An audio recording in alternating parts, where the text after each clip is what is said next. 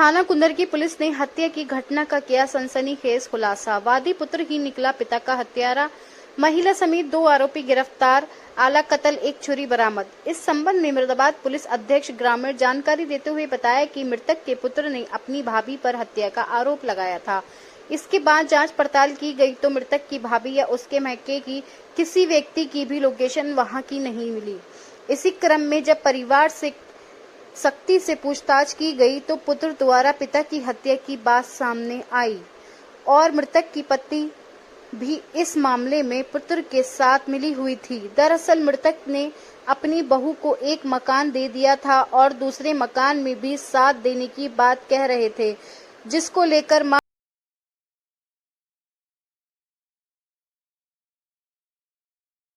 2022 को करीब सुबह मॉर्निंग में 5 बजे के लगभग एक पुलिस को थाना कुंदरकी में सूचना मिली कि उनके जो बेटे थे रियाजुद्दीन, उन्होंने सूचना दी कि उनके पिता की, उनकी भाभी और उनके घर वालों ने गर्दन काटकर हत्या कर दी है और वो हत्या करके फरार हो गए।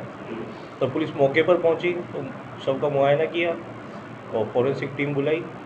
उसके बाद में हमने पोस्टमार्टम के लिए शव को भेजा। उसके बाद में घर वालों से पूछताछ की तो उनका बेटा उस वक्त मौके पर रियाजुद्दीन था, निज़ामुद्दीन था और उनकी माता जिनका नाम है शकीला और उनकी जो निज़ामुद्दीन की वाइफ है, उनसे पूछताछ की तो सबके बयानों में विसंगतता पाई जा रही थी।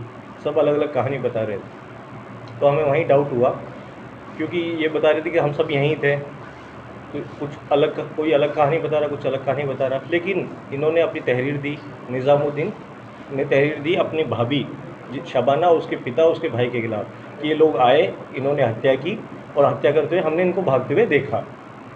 हमने उनको पूछताछ के लिए थाने बुलाया, उनकी CDR निकलवाई। CDR हमने जब एनालिसिस किया तो उनकी किसी की भी लोकेशन घटनास्थल पर नहीं आ रही थी। फिर हमारा शक घर वालों पर ही गया, क्योंकि घर इस तरह से बंद था कि उसमें कोई जल्दी से बाहर का आदमी एंटर नहीं कर सकता था। इन्होंने ये भी बताया बयान में कि घर अंदर से ताला लगा हुआ था गेट का। तो हमारा आसपास के लोगों से पूछताछ की तो पता चला कि कुछ चीज़ें ऐसी सामने आई। जब थोड़ी हमने इससे कड़ाई से पूछताछ की तो थोड़ा सा ये कुछ बयानों में, जो इसने उस घटना के दिन दिए थे बयान और 2 दिन बाद के बयानों में और भी अंतर आ रहा था। फिर ये आज ये भागने की फिराक में था, वहाँ पे जो बाईपास है कुंदर की बाईपास, तो हमने इसको पकड़ के इससे अच्छे से पूछताछ की तो इसने स्वीकार किया, बताया कि इसी ने और इसकी माँ ने अपने पिता की मर्डर का प्लान किया था। वजह यह थी क्योंकि इसकी भाभी शबाना को इसके पिता ने पुराने वाला मकान दे दिया था। अब इसके पिता कई बार कहते भी थे कि नए मकान में भी मैं तुम्हारी भाभी को हिस्सा दूंगा।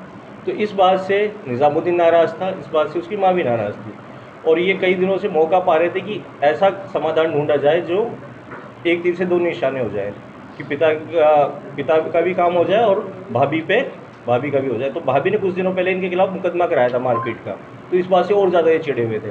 तो इन्होंने प्लानिंग की कि अपने पिता की हत्या करके इल्ज़ाम भाभी और उसके घर वालों पर कर दिया जाए। तो इन्होंने पूरा प्लान करके, उनको मौका मिला 13 तारीख को। घर में उस दिन 3 लोग थे, निज़ामुद्दीन, उसकी माँ और निज़ामुद्दीन की वाइफ। निज़ामुद्दीन की शादी 3 महीने पहले हुई थी। तो इसने निज़ामुद्दीन ने बताया कि मैंने अपनी वाइफ का कमरा बंद किया और माँ को जगाया और मैंने चद्दर ओढ़कर मैं ऊपर गया। वहाँ पे जाकर मैंने छुरी से अपने पिता की गर्दन रेती।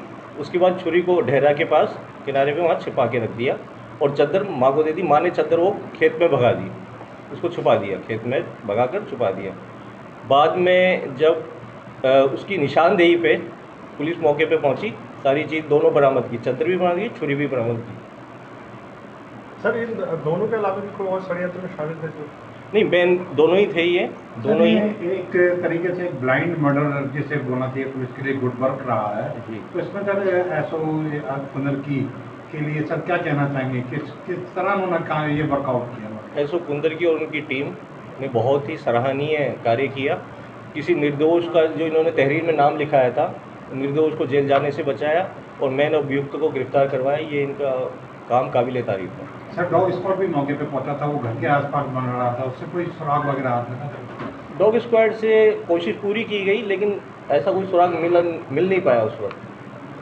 सर आप भी घटनास्थल पर गए थे, तो क्या पाया?